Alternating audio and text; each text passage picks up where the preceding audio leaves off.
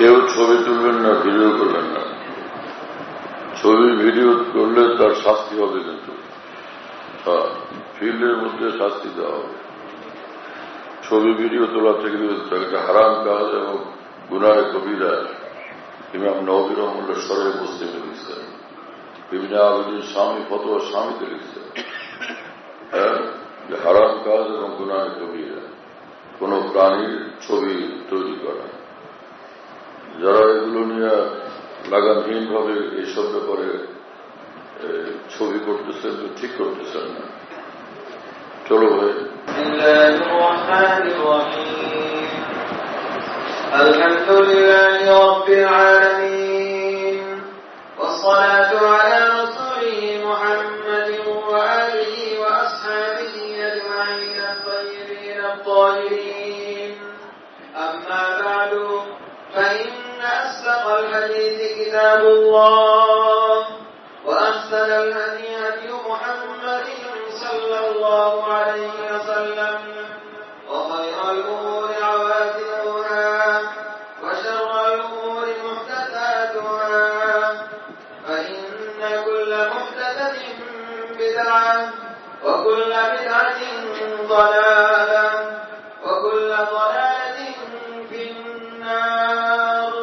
وبالسند المتصل منا إلى الشيخ الإمام الإمام الحافظ الحجة أمير المؤمنين في الحديث أبي عبد الله محمد بن إسماعيل بن إبراهيم بن المغيرة رحمه الله تعالى. اللهم انفعنا بعلومه وعلومهم آمين يا رب العالمين. أنه قال: باب قول الله تعالى: ونضع الموازين القسط ليوم القيامة وأن أعمال بني آدم وقولهم يوزن. وقال مجاهد: القسطاس العدل للرومية. ويقال القسط مصدر المقسط وهو العادل، وأما القاسط فهو الجاهل.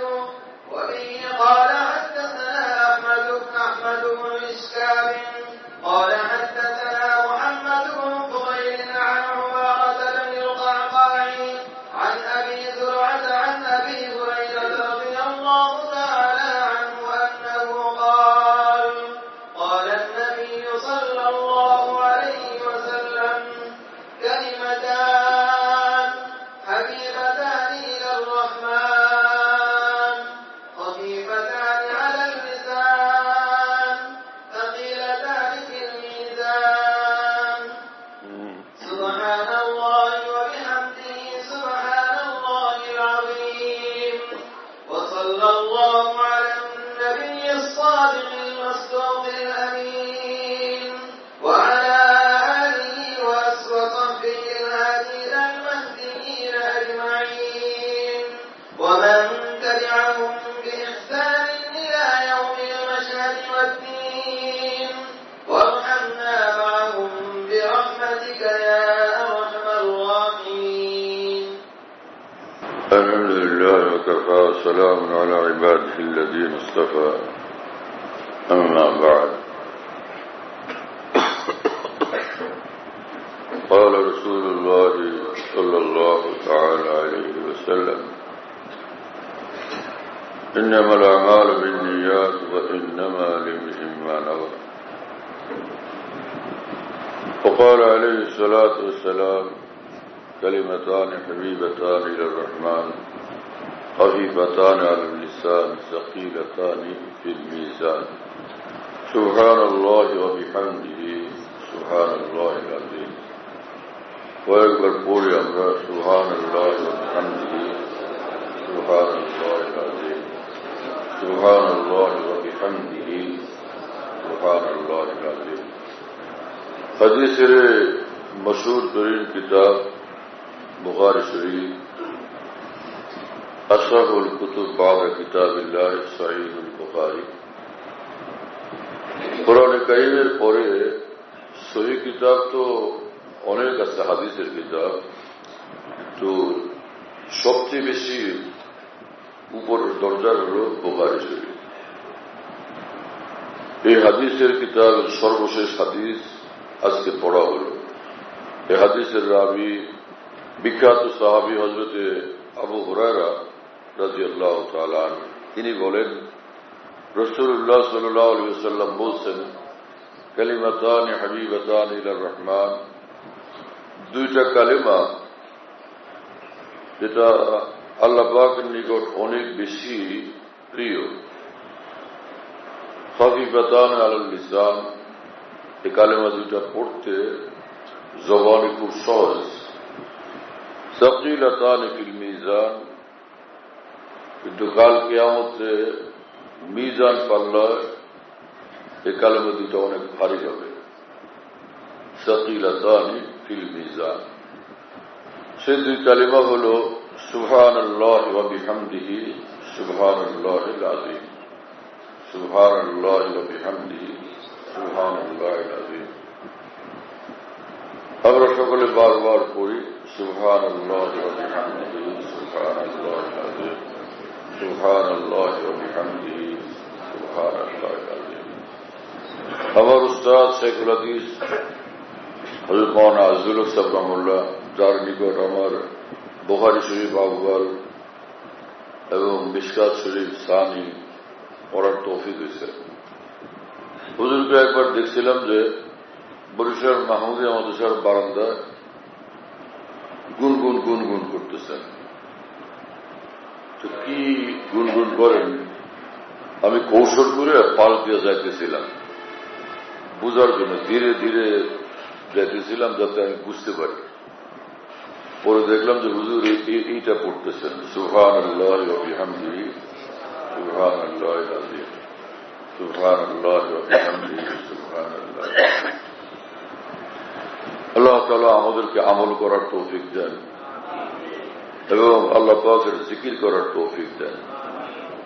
ইমাম বুখারী রাহমাতুল্লাহ আলাইহি যে পুরো কিতাবের মধ্যে শরীয়তের অনেক হুকুম আহকাম সংক্রান্ত সম্বলিত অনেক হাদিস এখানে উল্লেখ করলেন, কিন্তু সর্বশেষে তিনি জিকিরওয়ালা একটা হাদিস আছেন। এই কথা বোঝানোর জন্য যে ভাই জিকিরের আমল বড় ভারী আমল। সাকিলাতান ফিল মিজান, দুই কালেমে তো কাল কিয়ামতে বড় ভারী হবে। আরো অন্যান্য জিকির দেখা যায় সেগুলো বড় ভারী ভারী আমল। যেমন রাসূল আকরাম সাল্লাল্লাহু তাআলা আলাইহি ওয়াসাল্লাম বলছেন, আল্লাহ পাক জাল্লা জালালুহু ওয়া মানওয়াহু বলেন, লাউ আন্না সামাওয়াতি সাবআ ওয়া আমিরুহুন্না গায়রি ওয়াল আরদিনা সাবআ মুযিনা ফি কিফাতিন ওয়া লা ইলাহা ইল্লাল্লাহ ফি কিফাতিন লামালাত বিহিন্না লা ইলাহা ইল্লাল্লাহ। আল্লাহ পাক বলেন যে সাত আসমান এবং এর মধ্যে যা যা আছে আর সাত তবক জমিন সবটাকে যদি এক পাল্লা রাখা হয় আর এক ঈমানওয়ালার একবার লা ইলাহা ইল্লাল্লাহকে আরেক পাল্লা রাখা হয়, নিঃসন্দেহে লা ইলাহা ইল্লাল্লাহর পাল্লা ভারী হবে। তো লা ইলাহা ইল্লাল্লাহ তো একটা জিকির, কিন্তু সেই জিকির এত ভারী। সুবহানাল্লাহ ওয়া বিহামদিহি। আমাদের সময়গুলো চলে যায়, আমরা খেয়াল করি না, কথাবার্তা বলি, কাজকর্ম করি, ফাঁকে ফাঁকে একটু আল্লাহ পাকের জিকির যদি করি কত লাভবান হইতে পারি আমরা। মাঝে মাঝে অভ্যাস বানায়নি, কথাবার্তা বলতেছি, মাঝে মাঝে লা ইলাহা ইল্লাল্লাহ লা ইলাহা ইল্লাল্লাহ লা ইলাহা ইল্লাল্লাহ একবার দুইবার তিনবার পড়লাম, প্রতিবার কত বড় দৌলত কামাই হলো, কত বড় সম্পদের অধিকারী আমি হলাম। এক হাদিস শরীফে রাসূল আকরাম সাল্লাল্লাহু তাআলা আলাইহি ওয়াসাল্লাম বলেন যে আলহামদুলিল্লাহ তামলাউল মিজান। এক ঈমানওয়ালা বান্দা যখন আলহামদুলিল্লাহ পড়ে, আলহামদুলিল্লাহর নেকি মিজান পাল্লাকে একদম পরিপূর্ণ করে দেয় একবারে আলহামদুলিল্লাহ। মুসলমানদের একটা আমল আছে, খুশি হইলে আলহামদুলিল্লাহ বলে, কোন নেয়ামত পাইলে আলহামদুলিল্লাহ বলে, ভালো সংবাদ আসলে আলহামদুলিল্লাহ বলে না। আলহামদুলিল্লাহ এটা বড় দামি আমল। এজন্য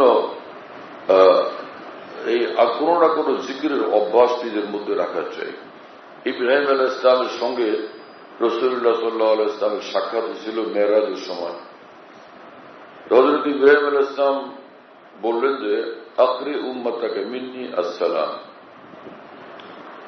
যে এটাকে ইকরাও পড়া যায়, কিন্তু মুহাদ্দিসিন আকরিকে তারজিহ দিতেন যে আপনার উম্মতকে আমার সালাম বলবেন। ইব্রাহিম আলাইহিস সালাম বললেন, আমরা সেই উম্মত যে যাদের জন্য ইব্রাহিম আলাইহিস সালাম সালাম পাঠিয়েছেন। কত সৌভাগ্যের বিষয়।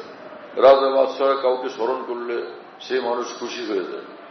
হ্যাঁ, ঢালকানগরে ঢাকাতে আমাদের এক পীর ভাই ছিলেন, তো ইন্তেকাল হয়ে গেছে। বঙ্গভবনে একবার প্রেসিডেন্টের দাওয়াত পাইছিলেন। সেখান থেকে আয়সা খালি ঘুরতেন আর বলতেন আমাকে প্রেসিডেন্ট দাওয়াত দিছিলেন। অনেকদিন খালি বলতেন। এমনি একটু রসিক মানুষ, খুশমেজাজ মানুষ, লোকদেরকে খালি বলতেন যে প্রেসিডেন্ট দাওয়াত দিচ্ছেন। প্রেসিডেন্টের দাওয়াতের কারণে লোকটা এত খুশি। আর জিকির করলে ওই বান্দাকে আসমানে আল্লাহ পাক তাকে স্মরণ করে।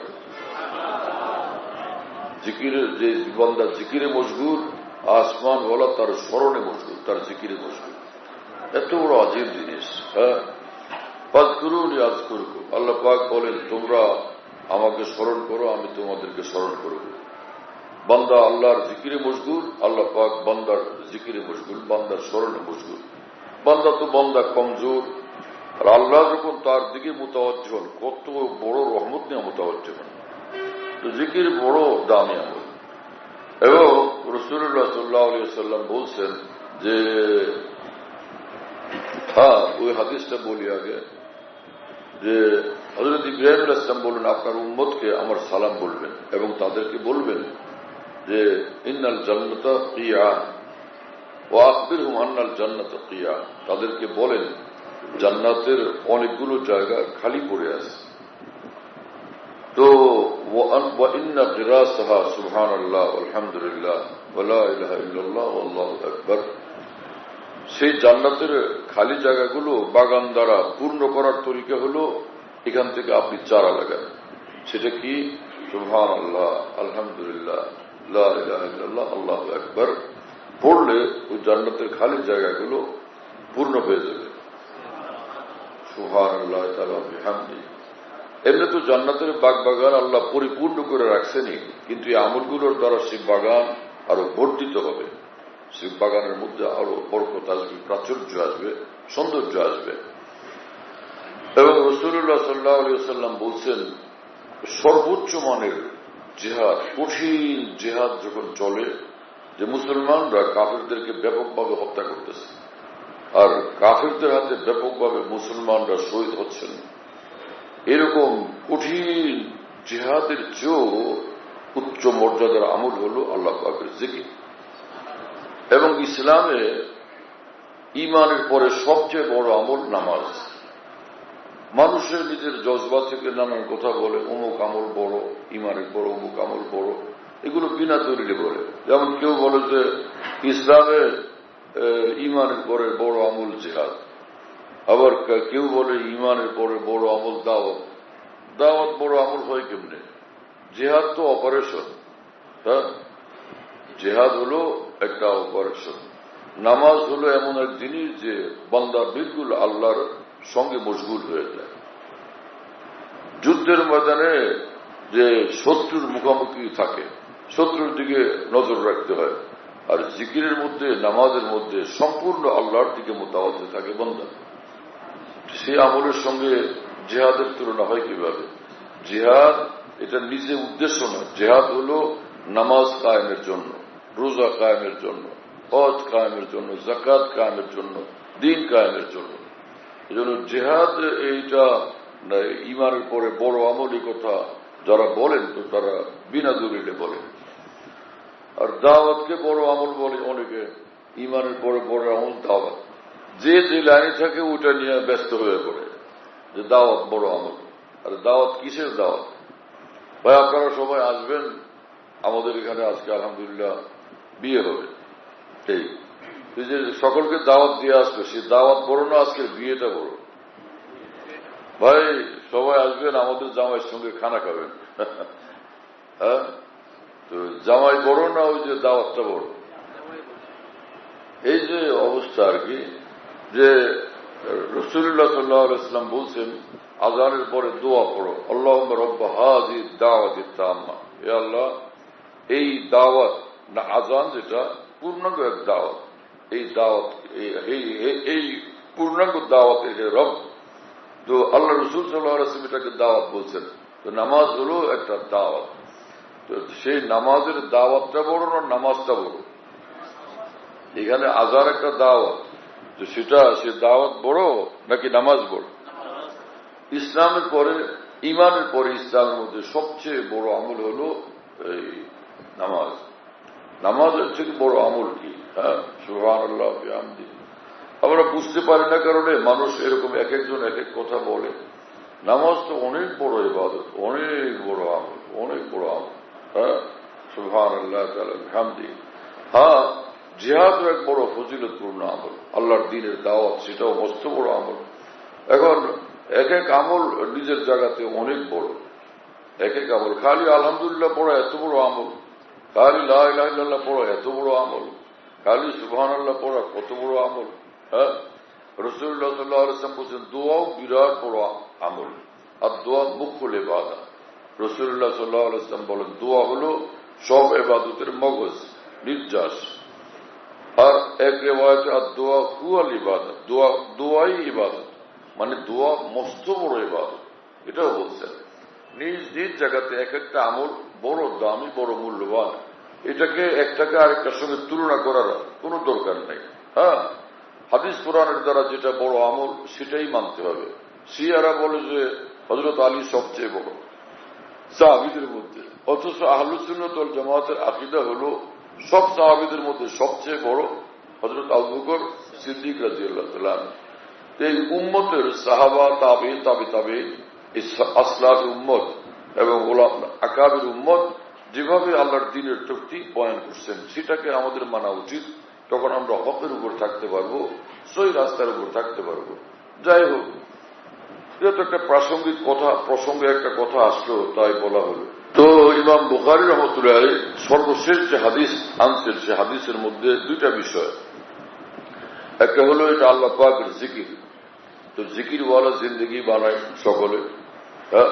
এক হাদিস শরীফে আছে রাসূলুল্লাহ সাল্লাল্লাহু আলাইহি ওয়াসাল্লাম বলছেন কোন মুসলমান যদি প্রতিদিন 100 বার করে লা ইলাহা ইল্লাল্লাহ জিকির করে, কিয়ামতের দিন হাসরের মাঠে যখন আসবে এই কালিমার নূরে তার চেহারা পূর্ণিমার চাঁদের মতো ঝলমল করতে থাকবে। লা ইলাহা ইল্লাল্লাহ রোজ 100 বার করে পড়লে এটা কি কঠিন আমল? অনেক সহজ আমল, অনেক মজাদার আমল। এই আমলটা যারা শুরু করি গুনাহ হয়ে যায় তো আল্লাহর কাছে মাফ চাই। রাসূলুল্লাহ সাল্লাল্লাহু আলাইহি ওয়াসাল্লাম বলছেন যত গুনাহই হোক আল্লাহর নিকট মাফ চাইলে আল্লাহ মাফ করে দেন। আল্লাহ পাক বলেন যে এই বান্দা অন্তর থেকে এটা জানে এবং মানে, বিশ্বাস করে আমি এক মাবুদ আছি, আমার কাছে মাফ চাইলে মাফ পাওয়া যায়, আবার আমি শাস্তি দিলে শাস্তিও দিতে পারি। এই বিশ্বাসের সাথে সে আমার কাছে ক্ষমা চায়, আমি মাফ করে দিলাম। আবার ওই বন্দার গুনাহ হয়ে যায়, আবার সে আল্লাহর কাছে বলে আল্লাহ আমার তো আবার গুনাহ হয়ে গেছে, আমাকে মাফ করে দেন। আল্লাহ পাক বলেন আমার বান্দা এটা অন্তর থেকে জানে যে আমি ওরে শাস্তিও দিতে পারি, মাফও করতে পারি, আমি ওকে মাফই করে দিলাম। আবার ওর গুনাহ হয়ে যায়, আবার বলে আল্লাহ আমার আবার গুনাহ হয়ে গেছে, আপনি আমাকে মাফ করে দেন। আল্লাহ পাক বলেন আলিমা আবদি আন্না লাহু রাব্বান ইয়াগফিরুয যামবা ওয়া ইয়াখুযু বিহি, হ্যাঁ কদ গফারতু লাহু। আমার বান্দা অন্তর থেকে এটা জানে, বিশ্বাস করে যে ও গুনার কারণে আমি শাস্তিও দিতে পারি, মাফও করতে পারি, আমি ওকে মাফ করে দিলাম। এইভাবে যতবার সে মাফ চায় আল্লাহ পাক ততবার তাকে মাফ করে দেন। এইরকম মেহেরবান আল্লাহ। এজন্য যে কখনো এক জিকির, কখনো এক জিকির, কখনো একটা জিকির, কখনো ইস্তেগফার, কখনো দুরূদ শরীফ পড়লাম। যা একটা বিষয় মনে পড়লো বলি, সেটা হচ্ছে আমরা নামাজ পড়লাম না সারা জীবন, যতই ভালো জায়গায় নামাজ পড়ি, নামাজ কবুল হয়ে গেছে বলে কি জানাস? মক্কা শরীফে পড়লেন এটা কি কবুল হয়ে গেছে জানাস? হ্যাঁ, এরকম কাবা শরীফের সামনে নামাজ পড়লেন, কবুল হয়ে গেছে বলা যাবে? মসজিদে নববীতে গিয়ে রিয়াজুল জান্নাতে নামাজ পড়ছি 2 রাকাত 10 রাকাত, কবুল হয়ে গেছে বলা যাবে? কিছুই না। কিন্তু আসমানের নিচে জমিনের উপরে একটা আমল আছে যেটা কবুল হওয়াটা গ্যারান্টি যুক্ত, সেটা হলো দুরূদ শরীফ। সেটা হলো দুরূদ শরীফ। আপনি কাজ করলেন, দিন শেষ হয়ে গেল, মালিক যার কাজ করলেন সে পয়সা দেবে না? বিনিময় দিবে না? যদি কাজটা কমপ্লিট হয় বিনিময় দিবেন। যদি আগে থেকে চুক্তি থাকে যে সারাদিনের কাজের বিনিময় 1000, 1000 দিবেন। 10,000 চুক্তি হলে 10,000 দিবেন। তো দুরূদ শরীফ একটা আমল যেটার কোনো মাইল নেই, নিশ্চিত কবুল হয়। হ্যাঁ, তো এই আমলটা যদি আমরা করি, এটার যে পুরস্কার আল্লাহর তরফ থেকে নির্ধারিত, নিশ্চয়ই সেটা পাওয়া যাবে। রাসূলুল্লাহ সাল্লাল্লাহু আলাইহি ওয়াসাল্লাম বলছেন, একবার দুরূদ শরীফ পড়লে 10 বার তার উপর আল্লাহ পাক রহমত নাযিল করেন। 10টা নেকি আল্লাহ পাক তাকে দান করেন, 10টা গুনাহ মাফ করে দেন, 10টা মর্তবা তার বুলন্দ হয়ে যায়। এজন্য আমরা দুরূদ শরীফেরও অভ্যাস করি। আল্লাহ তাআলা আমাদেরকে দুরূদ শরীফ পড়ার তৌফিক দেন। আল্লাহুম্মা সাল্লি আলা সাইয়্যিদিনা মাওলানা মুহাম্মদ ওয়া আলা আলি সাইয়্যিদিনা ওয়া মাওলানা মুহাম্মদ ওয়া বারিক ওয়া সাল্লিম। কত রকমের বাহানা আল্লাহ পাক দিয়ে রাখছেন যে একটা ধরলেই ওই বান্দা মাফ হয়ে যাবে, জান্নাতে চলে যাবে। ইমাম বুখারী রাহমাতুল্লাহ আলাইহি এই হাদিসের কিতাবের শুরুতে যে হাদিসটা আনছেন সেটা হল ইন্নামাল আমাল বিন্নিয়াত, যে হাজারো আমল এই কিতাবের মধ্যে বর্ণিত হবে এবং তোমার জীবনে তুমি হাজারো আমল করবে আল্লাহর জন্য, কিন্তু সে আমল কবুল হওয়ার জন্য দরকার হলো, শর্ত হলো তোমার নিয়ত সহি থাকে। নিয়ত সহি কি জিনিস? আমার আমল আল্লাহর সন্তুষ্টির জন্য, এটা হলো সহি নিয়ত। হ্যাঁ, আমার হজ আল্লাহকে পাওয়ার জন্য, আল্লাহর সন্তুষ্টির জন্য। একজনে হজের নিয়ত করলো যে আমি হজ করতে যাইতেছি যাতে আমি জান্নাত পাই। হ্যাঁ, যদি সে আল্লাহর সন্তুষ্টির নিয়ত হজ করে থাকে, তো এই রাসূলুল্লাহ সাল্লাল্লাহু আলাইহি ওয়াসাল্লাম বলছেন, আল হজ্জুল মাবরুর লাইসা লাহু জাযাউন ইল্লাল জান্নাহ, যে সুন্নত মোতাবেক যে হজ করে এই হজের একমাত্র বিনিময় হলো জান্নাত। হজ করলে আল্লাহ পাক তার জন্য জান্নাত ফাইনাল করে দেন। এইরকম হজ করার আল্লাহ আমাদেরকে তৌফিক দান করেন।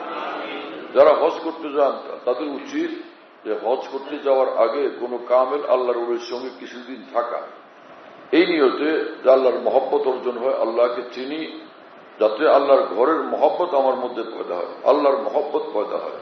হ্যাঁ, তো ওই রকম বুঝ নিয়ে যখন হজ করতে যাবে, হজ করদান জিয়ারতে খানা হুয়া, হজ রব্বুল বাইত মর্দানা হুয়া। হজ দুই রকম, এক হজ হলো হজ করে ফরজ আদায় হয় এই, আর এক হজ হলো হজ করে তো সে আল্লাহকে পাওয়া যায়। এক হজ হলো আল্লাহর ঘরে যাওয়ার হজ, এক হজ হলো আল্লাহর ঘরে যাওয়ার হজ, আর এক হজ হলো ঘরওয়ালাকে পাওয়ার হজ। ওই ঘরওয়ালাকে পাওয়ার হজ, সে ঘরওয়ালাকে পেয়ে যায়। দুটা ব্যস্ত হলো না? তা আমরা কোনটা বড় মনে করি? ঘরে যাওয়া এ হলো এক হজ, আর হলো ঘরওয়ালাকে পেয়ে যাওয়ার হজ। কোনটা করব? হ্যাঁ, তো হাজী ইমদাদুল্লাহ মুহাজির মক্কি রহমতুল্লাহ আলাইহি, ওনার নিকট উনি মক্কা শরীফ ছিলেন। ওনার এক মুরিদ ভারত থেকে চিঠি লিখছেন, হযরতজি আমি নফল হজের উদ্দেশ্যে আসতে চাই। ইনি বড় জমিদার ছিলেন, 3 রাত ব্যস্ত, হাজার হাজার কর্মচারী নিয়ে, কাজ নিয়ে। হাজী ইমদাদুল্লাহ সাহেব মুহাজির মক্কি রহমতুল্লাহ লিখছেন উত্তরে, তুমি হিন্দুস্তানে, তোমার অন্তরটা মক্কায় পড়ে আছে, এটা উত্তম। ওই অবস্থা থেকে তো তুমি আসবে মক্কায়, তোমার মনটা পড়ে থাকবে হিন্দুস্তানে জমিদারির কাজের মধ্যে। ওখানে আসো, আল্লাহর ঘরকে স্মরণ করতেছ, আল্লাহকে স্মরণ করতেছ। আমি যদি যাইতে পারতাম আল্লাহর ঘরে, এটা উত্তম। এখন ফ্রেশ স্মরণ করতেছ, ইয়াদ করতেছ। আর যখন মক্কায় আসবা এত ঝামেলার মধ্যে, তখন মক্কায় এসে তোমার দিন রাত মনে হবে জমিদারি আর ওই কাজকর্ম। আল্লাহর ঘর থেকে আর তোমার জমিদারিকে স্মরণ করা, দুনিয়াকে স্মরণ করা, কিভাবে সঠিক হবে? কথা বুঝেন না? হাজী সাহেব রহমাল্লাহ বুঝাইতে চাইছেন, আগে দিলকে ফারেক করো, আগে দিলকে খালি করো, ব্যস্ততা কমাও, কাজগুলো বুঝায় দাও লোকদেরকে। এরপরে ফ্রি হয়ে আসো যাতে আল্লাহর ঘরে এসা আল্লাহর ইয়াদি মশগুল থাকতে পারো, আল্লাহকে নিয়ে ব্যস্ত থাকতে পারো। আল্লাহ পাক আমাদেরকে তৌফিক দান করেন, বুঝ দান করেন। বুজুর্গান দিনের সোবত উঠানো, কামেল আল্লাহ ওয়ালাদের সঙ্গে থাকা ইসলামের এক বড় আমল। এটা তো মুসলমানদের অনেকে ভুলে গেছে। হ্যাঁ, বড় ইমানওয়ালার সোবতে থাকলে বড় ইমানওয়ালা হয়, বড় ডাক্তারের সঙ্গে থাকলে বড় মাপের ডাক্তার হয়, ছোট ডাক্তারের সঙ্গে থাকলে ছোট ডাক্তার হয়। ডাক্তার যে মানের তার সঙ্গে যে থাকবে, থাকতে থাকতে ওই রকম মানের ডাক্তার হয়ে যায়। ঢাকাতে শিশু বিশেষজ্ঞ ডাক্তার ছিলেন এমআর খান। সমগ্র দেশ থেকে ওখানে লোকেরা যাইত বাচ্চাদেরকে চিকিৎসা করানোর জন্য। তো এমআর খান তো একসময় চলে গেছেন। এখন এমআর খানের সঙ্গে যারা ছিলেন ওই সময় আর কি, তার সঙ্গে থাইকা কাজ করছেন। ঢাকাতে ওনারা চেম্বার করেন, লোকেরা বলতে থাকে উনি এমআর খানের সঙ্গে থাকছেন, আপনি ওনার কাছে যান, ওনার কাছে যান, ইনি এমআর খানের শিষ্য, ওনার সাথে কাজ করছেন, ওনার কাছে যান। কথা বুঝতেছেন ভাইরা? বড় ডাক্তারের সঙ্গে থাকার কারণে তার মর্তবা বড় হয়ে গেছে। আমার প্রিয় বন্ধুরা, পৃথিবীতে সবচেয়ে বড় মুহাম্মদুর রাসূলুল্লাহ সাল্লাল্লাহু আলাইহি ওয়াসাল্লাম, তার সঙ্গে যারা ছিলেন তারা সবচেয়ে বড়। সাহাবায়ে কেরাম রাদিয়াল্লাহু তাআলা লক্ষ কোটি সূর্যের চেয়ে রাসূলুল্লাহ সাল্লাল্লাহু আলাইহি ওয়াসাল্লামের নূরের আলো বড়। সেই রাসূলুল্লাহ সাল্লাল্লাহু আলাইহি ওয়াসাল্লামের সঙ্গে যারা থাকছেন এক একজন এক এক সূর্যে পরিণত হয়ে গেছেন, এক একজন চন্দ্র সূর্যে পরিণত হয়ে গেছেন, নূরের চন্দ্র সূর্যে। অনুরূপ ভাবে সর্বযুগে ঈমান এবং আমলের লাইনে যারা বড়, দ্বীনের লাইনে যারা বড়, সেই বড়দের সঙ্গে সে বড় ঈমানওয়ালা, হ্যাঁ না, বড় তাআল্লুক মা আল্লাহওয়ালা, ওই সকল আউলিয়াউল্লাহর সঙ্গে উঠা বসার ভর করতে এই মানুষের ঈমান এবং দ্বীনি জিন্দেগি বড় হয়ে যায়। এজন্য কোনো না কোনো কামেল আল্লাহর ওলির সঙ্গে সম্পর্ক রাখা চাই। আল্লাহ আমাদেরকে কবুল করেন, তৌফিক দান করেন। চেরাগের কাছে বসলে চেরাগের আলো পাওয়া যায়, হারিকেনের কাছে বসলে হারিকেনের আলো পাওয়া যায়, হেজাক লাইটের কাছে বসলে হেজাক লাইটের আলো পাওয়া যায়, তাই না? আর সূর্যের মধ্যে বসলে কি হেজাক লাইটের সমান আলো পাওয়া যায়? চেরাগের সমান আলো পাওয়া যায়, হেরিকেনের সমান আলো পাওয়া যায়? সূর্য তো সূর্য ভাই। হ্যাঁ, এক আল্লাহর ওলি যার মধ্যে তাআল্লুক মা আল্লাহর সূর্য আছে, তার নিকটে বসলে সীমাহীন নূর পাওয়া যায়, আজিমুসান নূর পাওয়া যায়, আল্লাহ পাকের অনেক উচ্চ নৈকট্যের, উচ্চ সন্তুষ্টির নূর পাওয়া যায়। এই এক জিনিস। এজন্য ভারতের এক মস্ত বড় আলেম বুজুর্গ ছিলেন শাহ আব্দুল আজিজ দেহলভী রহমতুল্লাহ আলীর শিষ্য হযরত মাওলানা ফজলুর রহমান গানগুরাদাবাদী রহমতুল্লাহ আলী। তিনি বলতেন, যদি আল্লাহ পাক আমাকে সবে কদর মিলিয়ে দেন, সারা রাত একটা দোয়া করব, আল্লাহ কোন কামেল ওলির সোহবত আমাকে মিলিয়ে দেন। কারণ একটা দোয়া কবুল হলে সবকিছু আমি পেয়ে যাব, দুনিয়াও পেয়ে যাব, আখিরাতও পেয়ে যাব, দোনো কামিয়াবি আবার নসিব হয়ে যাবে। তো ইমাম বুখারী রাহিমাহুল্লাহ প্রথম সবক দিলেন যে ইন্নামাল আমাল বিন্নিয়াত, যে নিয়ত দুরুস্ত করো, নিয়ত যাতে আল্লাহর জন্য হয় আমলের মধ্যে। হ্যাঁ, আল্লাহ তাআলা আমাদেরকে বুঝ দেন এবং তৌফিক দান করেন, যেটাকে আমরা ইখলাস বলি। ইখলাস বড় ভারী জিনিস। হযরত হাকিমুল উম্মত থানভী রাহমাতুল্লাহ আলাইহি বলেন যে ছোট আমলও যদি হয় ইখলাসের কারণে পাহাড়ের চেয়েও সেটা বড় হয়ে যায়। ইখলাস আমলকে অনেক বড় মূল্যবান বানায় দেয়। ইখলাস জরুরি। মাদ্রাসায় আমি দিলাম, মসজিদে দিলাম, গরিব মিসকিনকে দিলাম, এই ইখলাস যে মানের হবে সেই মানের নেকি অর্জন হবে। এখন আমাদের ইখলাস আল্লাহকে খুশি করার জন্য দিলাম আমি, ঠিক আছে, আচ্ছা এই একই আমল করলেন, ওই 10 টাকা 10,000 টাকা দিলেন, আমি দিলাম 10,000, হযরত বিলাল রাদিয়াল্লাহু তাআলা দিলেন 10,000, দুই জায়গার ইখলাস কি সমান? আজ ওই আমলটাই করেন, একই আমল 10,000 টাকা দেওয়া, কিন্তু সেটা দিলেন হযরত আবু বকর সিদ্দিক রাদিয়াল্লাহু আনহু। তো তিনজনের ইখলাস কি সমান সমান হবে? দিল যার যেই মাপের, হ্যাঁ, সেরকম ইখলাস হবে। এজন্য দিলকে দিল বানানো জরুরি। হ্যাঁ, দিলকে মাওলাওয়ালা বানানো জরুরি। আল্লাহ আমাদেরকে তৌফিক দান করে। ইখলাসেও বেশ কম আছে। হ্যাঁ, দুইজনই আমল করে আল্লাহর জন্য, কিন্তু দুইজনের মধ্যে বেশ কম। হ্যাঁ, আমরা একটা আমল করি আর হাফেজ হুজুর একটা আমল করতেন, সেই আমলের মধ্যে কত বেশ কম। দেখেন, সে নোয়াখালীতে এক বুজুর্গ ছিলেন, ইন্তেকাল হয়ে গেছে। হাফেজ হুজুর আমলের খলিফা হযরত মাওলানা হোসেন মাদানী মোল্লার শিষ্য, খুব বুজুর্গ মানুষ ছিলেন হযরত মাওলানা মমিনুল্লাহ সাহেব রহমতুল্লাহ আলাইহি। উনি একদিন শুনেছিলেন আমাদেরকে যে হাফেজ হুজুরের সঙ্গে হজ করতে গেলাম, হজ করলেন, তওয়াফ করলেন, তওয়াফ করার পরে 2 রাকাত নামাজ পড়তে হয় ওয়াজিব। পরে 2 রাকাত নামাজ পড়ে তো হাফেজ হুজুর দোয়া করতেছেন। সে দোয়ার মধ্যে বলতেছেন, আল্লাহ হুজুরের নাম হলো, হাফেজ হুজুরের নাম হলো মোহাম্মদুল্লাহ।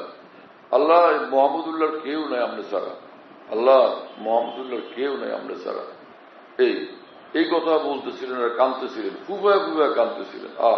কিরকম কথা! একই কথা আমরাও বলি, কিন্তু ওনার যে ভাষা আর আমাদের যে ভাষা একরকম, দিল ভিন্ন ভিন্ন রকম। উনি বলতেছেন আর ফুফায় ফুফায় কাঁদতেছেন, আমরা তো খালি মুখে বলতেছি। এজন্য ইখলাস বড় মাপের অর্জন করা, এর জন্য আল্লাহ আমাদের সোহবত দরকার। ইমাম রব্বানী হযরত মৌলানা রশিদ আহমদ গঙ্গুই রহমতুল্লাহ আলাইহি বলতেন, इखलास पैदा होता ही है अहलुल्लाह की सोहबत से। যে কামিল আল্লাহ ওয়ালাদের সোহবত এবং দোয়ার বরকতে এরকম ইখলাস পয়দা হয়। আল্লাহ তাআলা সেরকম ইখলাস আমাদের সকলকে দান করে। পয়লা তো এই কথা বলছেন যে নিজের মধ্যে ইখলাস পয়দা করো, ইলম শিখো, নিজের মধ্যে ইখলাস থাকে, ইলম শিখাও, নিজের মধ্যে ইখলাস থাকে, ওয়াজ করো, বয়ান করো, নিজের মধ্যে ইখলাস থাকে। এটা কোন ধরনের ওয়াজ? যে ওয়াজ করার আগে আমি স্টেজে যাব না যতক্ষণ না আমার পয়সা আমার পকেটে জমা দেন। এরকম লোক আছে না? হ্যাঁ, কোথায় গেল মোতায়েন? তুমি পিছনে গেছো, এখানে আসো ভাই। এরকম মরণ সব নাই যে স্টেজে যাবে না পয়সা দেওয়ার আগে? আছে না আমাদের দেশে এরকম লোক? এইটা ইখলাস হলো? হ্যাঁ, এই ধরনের লোকের ওয়াজ শোনানোর কি ফায়দা? গলাবাজির জন্য লোকদেরকে ডাকে নিয়ে আসেন। আল্লাহ তাআলা আমাদেরকে মাফ করেন এবং হেফাজত করেন। এটা কোনো কথা হল যে আগে পয়সা দাও বুঝায় তারপরে আমি স্টেজে ওয়াজ করতে যাব? এইরকম ওয়াজ শোনার কোনো দরকার নেই। মুসলমানরা তো আল্লাহ রসুলের কথা শুনলে তাদের অন্তরাত্মা কাঁপে। মুসলমান আল্লাহকে ভয় পায়, আল্লাহ রসুলকে শ্রদ্ধা করে, মহব্বত করে, আল্লাহ রসুলের কথা পাইলে খুশি হয়, কদর করে। এটা কি ধরনের তরিকা যে স্টেজে যাব না আমাকে পয়সা আগে জমানা দিলে? এরকম বক্তাদের একজনকেও দাওয়াত করা চাই না কোনোভাবেই। যারা চুক্তি করে তাদেরকেও দাওয়াত করা চাই না। হ্যাঁ, ইখলাসের সাথে কথা হলে কিরকম ফায়দা দেখেন। অর্থাৎ দিল যার আল্লাহ ওয়ালা, আল্লাহ তার সর্বক্ষণ দিল আল্লাহর সঙ্গে মশগুল, যেখানেই থাকে দিল আল্লাহর সঙ্গে মশগুল। এইরকম লোকের কথা যখন হয়, সেই কথার মধ্যে তাসির অন্তরে যা। দুনিয়ার কথাও যদি বলে, বিবির সঙ্গে কথা বলে, বন্ধু বান্ধবের সঙ্গে কথা বলে, অন্তর আল্লাহর সঙ্গে মশগুল, অন্তর তার নূরওয়ালা। এই জন্য তার প্রতিটি শব্দের সঙ্গে নূর বের হইতে থাকে। হ্যাঁ, প্রতিটি শব্দের সঙ্গে নূর বের হইতে থাকে। মাওলানা জালালউদ্দিন রুমি রহমতুল্লাহ আলাইহি বলছেন, শায়কে নূরানি জেরা আগা কুনা নূর রাবা লফজহা হামরা কুনা। আল্লাহ ওয়ালা শায়েখ যিনি নূরে পরিপূর্ণ, তিনি যখন কথা বলেন তার প্রতিটি কথার সঙ্গে, প্রতিটি আওয়াজের সঙ্গে মানুষের অন্তরে আল্লাহর নূর পৌঁছতে থাকে। হ্যাঁ, তো এক ঘটনা যে এক বুজুর্গ ছিলেন শেখ আব্দুল কুদ্দুস গঙ্গুই রহমতুল্লাহ আলাইহি। উনি সকালবেলা অনেক মুসলমান বসে আছে, তো তাদের সামনে বললেন যে ভাই, রাত্রে একটা ঘটনা হয়েছে। সেটা হলো আমি রোজা রাখবো এই নিয়তে সেহরি খাওয়ার জন্য দুধ রাখছিলাম, সেই দুধ বিলাই খায় ফেলছে। মাঝে মাঝে যত মানুষ ছিল সব মানুষ কাঁদতে কাঁদতে শেষ। এই কথা শুনে এটার মধ্যে কোনো কান্নার কথা আছে? কান্নার কথা কিছু নাই। এই কথাটুকু শুনে সকলে কাঁদতেছিল। কেন? যে আসলে যে ওই যে যিনি কথা বলতেছেন তার অন্তর আল্লাহর জন্য কাঁদতেছে, তার অন্তর আল্লাহর জন্য কাঁদতেছে। সেটার আসর পড়ছে সব মানুষের উপরে। সব মানুষগুলো চিৎকার দিয়ে কাঁদতেছিল। তো যার দিল আল্লাহ বলা হয় তার কথার মধ্যে এরকম তাসির থাকে। কিন্তু এরকম চুক্তি করা যে ভাই পয়সা না দিলে আমি বয়ান করব না, আগে পয়সা জমা দাও ফের বয়ান করব। আরে ভাই, যে পিঁপড়াকে পর্যন্ত আল্লাহ তাআলা খাওয়ায়, জঙ্গলের জন্তু জানোয়ারদেরকে আল্লাহ তাআলা খাওয়ান। হ্যাঁ, সেই মহান আল্লাহর দ্বীনের খেদমত যদি আমরা করি, আল্লাহ আমাদের খাওয়াবেন না? কেন এইভাবে এরকম এত বেশি সীমা লঙ্ঘন করতে হবে? আল্লাহ এই সীমা লঙ্ঘন ভয় করার জন্য আমরা ওয়াজ করব, নিজের মধ্যে আল্লাহর ভয় নেই। আমরা লোকদেরকে ওয়াজ করব যাতে তারা আল্লাহকে ভয় করে, আল্লাহকে মানে, তো তার নিজের মধ্যে আল্লাহর ভয় নেই। তো আমার কথা আরেকজনের আল্লাহর কথা, তার আরেকজনের মধ্যে আল্লাহর ভয় কোত্থেকে পয়দা হবে? হ্যাঁ, এক ঘটনা বয়ান করছেন আমাদের বুজুর্গান দিন, যে এক বুজুর্গের কাছে এক লোক, গরিব মানুষ, সে নিজের ছেলেকে নিয়ে গেছে যে হুজুর, আপনি আল্লাহর ওলি, আপনি একটু পরে বলে দেন আমার ছেলেটাকে, ও প্রতিদিন গুড় ছাড়া ভাত খাবে না, গুড় দিয়া ভাত খাবে, গুড় ছাড়া ভাত খায় না। এই তো আমার এত পয়সা নাই যে প্রতিদিন আমি ওরে গুড় খাওয়াবো, আপনি ওরে বলে দেন যে যাতে আর এরকম প্রতিদিন গুড়ের জন্য হইচই না করে। আমার বিশ্বাস যে আপনার কথা শুনলে ও মানবে। তো বুজুর্গ বললেন, আচ্ছা ঠিক আছে, তুমি 3 দিন পরে আসো। 3 দিন বা 7 দিনের কথা বলছেন, যে তুমি 3 দিন বা 7 দিন পরে আসো, তখন আমি দেখি। ওই লোক চলে গেছে। 3 দিন বা 7 দিন পরে সে ওই বাচ্চাকে নিয়ে আবার আসছে। বলল, হুজুর তো ওর 2টা কথা বল। তখন ওই বুজুর্গ তখন বললেন যে, এ বাবা শোনো, তোমার বাবার অবনটন, তুমি রোজ গুড় চাইও না, আর গুড় খাও না, প্রতিদিন গুড় খাও না বলছেন। পরে বললেন, ঠিক আছে আপনারা যান, আমি একটু ব্যস্ত। তো ছেলের বাবা বললেন যে, হুজুর আমি কত দূর থেকে সেদিন আসলাম, এই পায়ে হেঁটে আমার কত কষ্ট হয়েছে, যেই কথা আজকে আপনি বললেন, বাবারে গুড় খাও না, গুড় চাইও না, সেদিন বলে দিতেন, আমার এই হাঁটায় আর দ্বিতীয়বার কষ্ট কেন হইলেন, এটা তো আমি বুঝলাম না। ওই বুজুর্গ তখন বললেন যে, আমি শুনেন যে আমি নিজেই গুড় খাওয়ার অভ্যস্ত ছিলাম, আমি গুড় ছাড়া খানা খাই না, 3 বেলায় আমি গুড় খাই, এটা আমার বহুদিনের অভ্যাস।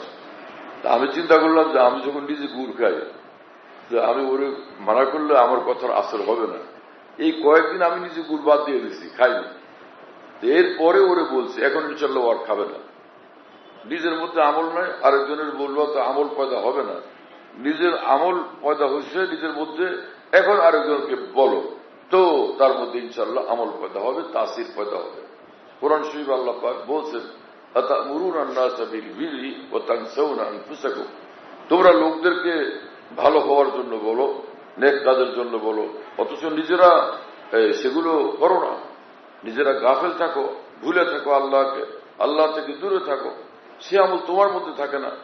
কেন এরকম কাজ করো তুমি?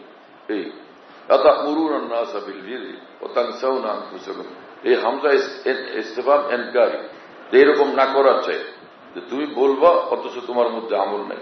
আমল তোমার মধ্যে পয়দা করো এবং বলো, তখন সেটার দ্বারা ফায়দা বেশি হবে। আল্লাহ পাক আমাদেরকে তৌফিক দেন এবং কবুল করেন।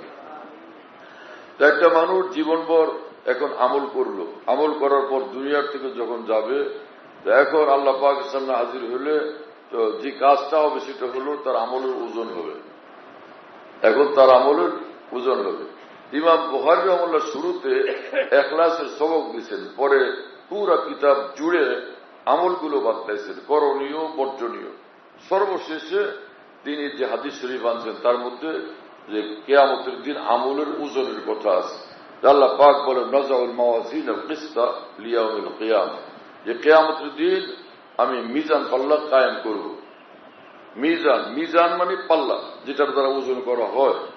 আমি কিয়ামতের দিন মিজান কায়েম করব। এর দ্বারা স্পষ্ট হয় না যে আল্লাহ তাআলা মানুষের আমলের ওজন করবেন? হ্যাঁ, ইমাম বুখারী রাহমাতুল্লাহ আলাইহি বলেন যে এই আয়াতের অর্থ দ্বারা আমাল বনি আদম কাওলাহুম তুজান, যে মানুষের যত রকমের কর্ম আছে এবং যত রকমের কথা আছে সবটার ওজন হবে। নেকির পাল্লা, নেকের পাল্লা, পদের পাল্লা, ভালো কথা মন্দ কথা, ভালো কাজ মন্দ কাজ, দুইটারই ওজন হবে, 2 পাল্লা উঠাইয়া দেওয়া হবে। আর আয়াতে আল্লাহ পাক বলছেন যে ফাম্মা মান সাকুলাত মাওয়াজিনুহু ফাহুয়া ফি ঈশাতির রাদিয়া, যার নেক আমলের পাল্লা ভারী হবে।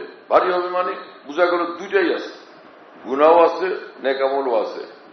গুনাহ 10 কোটি, নেক আমল 10 কোটির পরে একটা বেশি, 10 কোটি এরপরে একটা বা দুইটা। এখন নেকির পাল্লা ভারী হয়ে গেছে, বাস যাও তুমি জান্নাতে, দাখালার জান্নাত। দুইটাই আছে, কিন্তু নেকির পাল্লা ভারী, আল্লাহ পাক ফয়সালা করবেন তুমি জান্নাতে যাও, কারণ তুমি আমাকে বেশি খুশি করছো। এই আর যদি এরকম হয় যে নেক আর বদ দুইটা আছে, নেক হলো হাজার হাজার কোটি, আর গুনাহ খালি এক রত্তি বেশি, এক বিন্দু পরিমাণ বেশি, দাখালার না, সে জাহান্নামে যাবে। কত ভারী ব্যাপার, কত নাজুক, কত স্পর্শকাতর ব্যাপার। এজন্য আমাদের উচিত সব সময় সচেতন ভাবে চলা, দায়িত্বশীল ভাবে চলা, ফিকিরের সাথে চলা, গাফেল হয়ে না চলা। আল্লাহ আমাদেরকে তৌফিক দান করে।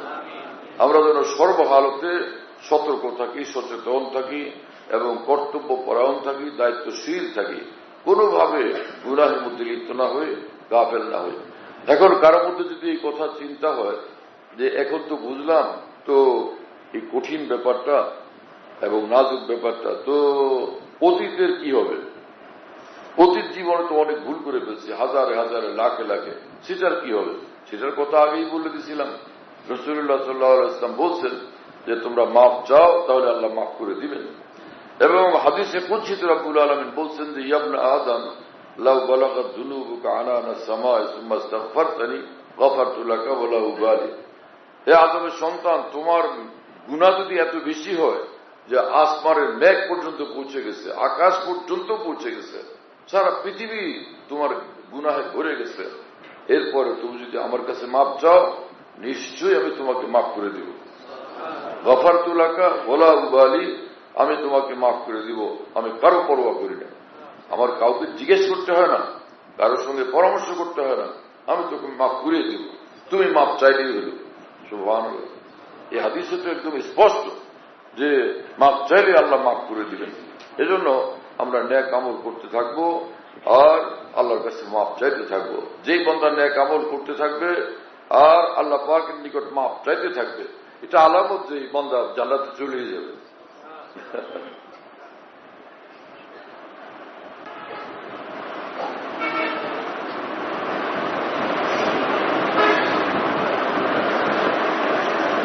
باب قول الله ونزع الموازين القسط ليوم القيامة।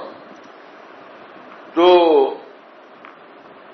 আহলে হক যারা, আহলুস সুন্নাত ওয়াল জামাত, আমাদের সকলের আহলে হক উলামায়ে দ্বীনের আসলাফ ও আকাবিরের আকীদা হলো যে সব আমলের ওজন হবে। কিন্তু মুসলমানদের মধ্যে সর্বযুগে এরকম কোন গুমরাহ দল থাকতো, বর্তমান জমানাতে আছে, ইসলামের কথা বলে, ইসলামের পক্ষে বলে, সবই ঠিক আছে, কিন্তু তারা আকীদাগতভাবে গুমরাহের শিকার। আকীদাগত গুমরাহিতে যে লিপ্ত, তার আমলের কি গুরুত্ব? আগে আকীদা দুরুস্ত করো। আফসোস, মুসলমান যদি এই কথাগুলো বুঝত। তো একটা গ্রুপ ছিল, একটা ফিরকা ছিল যারা মুতাজিলা, এদের আকীদা হলো আমলের কোনো ওজন হবে না কাল কিয়ামতে। তো কোরআন শরীফে যে আয়াত আছে, আল্লাহ পাক বলছেন যে কিয়ামতের দিন মিজান কায়েম করব, ওজন হবে। হাদিস শরীফে রাসূলুল্লাহ সাল্লাল্লাহু আলাইহি ওয়াসাল্লাম বলছেন কিয়ামতের দিন ওজন করা হবে। তো সেটাকে তারা অস্বীকার করে, বলে না আমরা সেটা অস্বীকার করি না। আয়াতও ঠিক, হাদিসও ঠিক, কিন্তু অর্থটা ভিন্ন। কি সেটা? তারা বলে এর অর্থ হলো ওজন মানে আল আদলু, ওজন করা হবে মানে ইনসাফ করা হবে। তোমার যা কর্ম এবং কথা, এটা ওজন হবে না, বরং এটার বিনিময়ে তুমি যেটা পাওয়ার প্রতিদান, ভালো মন্দ প্রতিদান, সেটা আল্লাহ পাক দিবেন। সেটা উদ্দেশ্য ওই ওজন করার দ্বারা। ডাইরেক্ট ওজন করা হবে না। তো ওজন করা হবে না, এটা কেন বলেন আপনারা? তো তারা বলে ওজন করতে হলে শরীর লাগে। এই যে একটা জিনিস ছোট, একটা এর ওজন করা যায়, একটা কলম ছোট্ট, এটার ওজন করা যায়, পিঁপড়া ছোট্ট, এটাও একটা ওজন করা যায়, তাই না? কিন্তু শরীর নাই, এই জিনিসের ওজন করা যায় না। বাতাসের কেমনে ওজন করবেন? কয় কেজি বাতাস? গরমের কয় কেজি গরম ওজন করা যায়? শীতের কি ওজন করা যায়?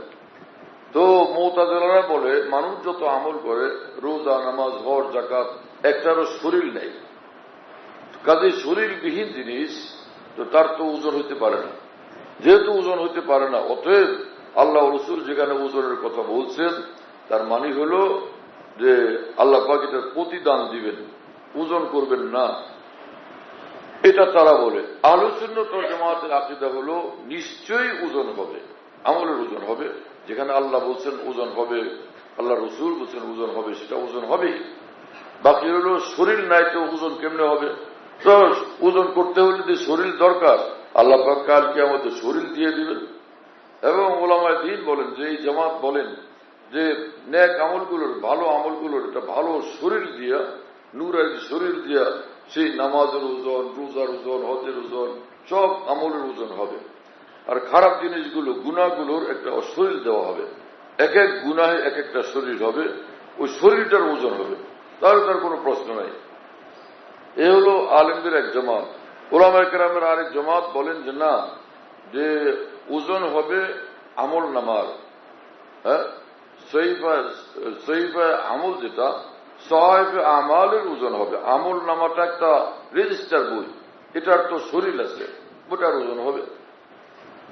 এই কিন্তু আরেক জামাত মুহাক্কিকিন, আমাদের উলামায়ে দ্বীন, তাদের কথা হল না, যেখানে আল্লাহর কোরআনে আছে মিজান কায়েম হবে, তার মানে ওজন হবে। আর রাসূলুল্লাহ সাল্লাল্লাহু আলাইহি ওয়াসাল্লাম পরিষ্কার বলছেন, তুজানুল হাসানাত ওয়াস সাইয়্যাত, তুজাউল মাওয়াজিন ইয়াউমাল কিয়ামah ওয়া তুজানুল হাসানাত ওয়াস সাইয়্যাত। কিয়ামতের দিন মিজান পাল্লা কায়েম হবে এবং নেক বদ দুটার ওজন হবে। ফামান রাজাত হাসানাতু আলা সাইয়্যাতি মিসকাল হাববাতিন দাখালাল জান্নাহ, ফামান রাজাত সাইয়্যাতু আলা হাসানাতি মিসকাল হাববাতিন দাখালান নার। আল্লাহ রাসূল সাল্লাল্লাহু আলাইহি ওয়াসাল্লাম যখন বলতেছেন ওজন হবে, নিশ্চয়ই আমলের ওজন হবে। বাকির হলো ওজন হবে শরীর না, এটা কিভাবে? আল্লাহ পাক কাদের মুতলাক, ইন্নাল্লাহ আলা কুল্লি শাইইন কাদির, আল্লাহ সর্বশক্তিমান, আল্লাহ সেটা করতে পারেন এবং করবেন। বাকি এই বিষয়টা আজকাল বুঝা একটু খানিকটা সহজ হয়ে গেছে। সেটা হলো এই যে আগের জমানায় গরম মাপতে পারত না, এখন তাপমাত্রা মাপে। আজকে তাপমাত্রা 16 degree, 25 degree, 30 degree, 32 degree, 40 degree বলে না? হ্যাঁ, গত রাত্রে যশোরের তাপমাত্রা ছিল 14 ডিগ্রি। তো এগুলো তো এখন মানুষ তাপকেও মাপতে পারে, আবার শীত কত মাত্রা সেটাও মাপতে পারে, ঠান্ডা গরম দুটোই মাপতে পারে। এক সময় মানুষ মাপতে পারত না যে জিনিসগুলো, সেগুলো এখন মানুষ মাপতে সক্ষম। তো মহান রব্বুল আলামিন তো মহান রব্বুল আলামিন, তিনি তো সকল ক্ষমতাধর, সর্বশক্তিমান। আল্লাহ পাক মানুষের আমল ওজন করবেন। এবং এক রিওয়ায়াত আছে যে যিনি ওজন করবেন তিনি জিবরাইল আলাইহিস সালাম, তিনি ওজন করবেন। হ্যাঁ, এবং সে যেই পাল্লা দিয়ে মাপা হবে সেই একটাই পাল্লা হবে কিয়ামতের ময়দানে, সে একটা পাল্লা, একটাই মিজান। সে মিজান এত বড় যে 7 আসমান জমিনকে ওই পাল্লার মধ্যে রাখলে বিশাল এরিয়া তখনও খালি থাকবে। এত বড় পাল্লা দিয়ে আল্লাহ পাক মাপবেন। আমলও তো এক একজনের ভারী ভারী। যে বললাম যে লা ইলাহা ইল্লাল্লাহ এত ভারী আমল, আলহামদুলিল্লাহ এত ভারী আমল, তো মিজান পাল্লাও এরকম বিশাল বড় হবে যেটা দিয়ে মানুষের আমলগুলো ওজন করা যাবে। সব মানুষের ওজন করা, সব মানুষের আমলের ওজন হবে একটা মাত্র পাল্লার দ্বারা। বাকি এখানে যে নাজাউল মাওয়াজিন আল কিসত লিয়াউমিল কিয়ামা, কোরআনের আয়াতের মধ্যে আল্লাহ পাক যে বলছেন বহু বচন, আমি মিজান সমূহ মানে পাল্লা সমূহ কায়েম করব, বাহ্যিকভাবে এই অর্থ হয়, কিন্তু এখানে পাল্লা সমূহ উদ্দেশ্য না, একটাই পাল্লা, কিন্তু পাল্লাটা বিশাল বড় হবে কারণে আল্লাহ পাক এটা বলছেন আর কি, যে এটা মানে এক পাল্লাই লাখো কোটি পাল্লার মতো বড় হবে, এই হিসাবে বলছেন। যেমন নাকি নূহ আলাইহিস সালামের অস্বীকার করছিল যে ওনার কওম, সেটাকে আল্লাহ পাক বলছেন যে আমার নূহকে অস্বীকার করছে মানে লক্ষ লক্ষ রসুলকে অস্বীকার করছে। কাযযাবা কওম নূহিনিল মুরসালিন। তো মুরসালিন এক নূহ আলাইহিস সালাম, কিন্তু একজনের জায়গাতে মুরসালিন এক জামাতকে উল্লেখ করছেন আল্লাহ পাক বহু বচন। তো মানে এক নূহ আলাইহিস সালামকে অস্বীকার করা, তো অনেক রসুলদেরকে অস্বীকার করার বরাবর, তিনি একাই লক্ষ লক্ষ রসুলের বরাবর, এত বড় মানুষ তিনি। তো ওই হিসাবে এখানে জমার সিগা আনা হয়েছে, নাজাউল মাওয়াজিন আল কিসতা। আল কিসত আল মাওয়াজিন মৌসুফ, আল কিস্ত সিফত। তো মাওয়াজিন জমা আর আল কিস্ত হল ওয়াহেদ। মৌসুফ সিফতের যে ওয়াহেদ জমা তাসকিয়াতে তাতাবুক জরুরি না, এখানে তাতাবুক নাই। এটার জবাব হলো যে আল কিস্ত এটা মাজদার, আল মাজদার লা ইউসান্না ওয়ালা ইউজমা, মাজদারের তাসকিয়া জমা হয় না। এই জন্য মিজান কিস্তুন, মিজানান কিস্তুন, মাওয়াজিন কিস্তুন, সবটার জন্য একই সিফত আসবে, এটা নিয়ে কোনো এশকাল নাই। হ্যাঁ, আর কিছু ওলামা বলছেন যে এখানে লফজে জওয়াব মাহজুব কারার দিলে তো হয়ে গেল। আল মাওয়াজিন জওয়াবিল কিস্তে, তো জওয়াব তো জমা,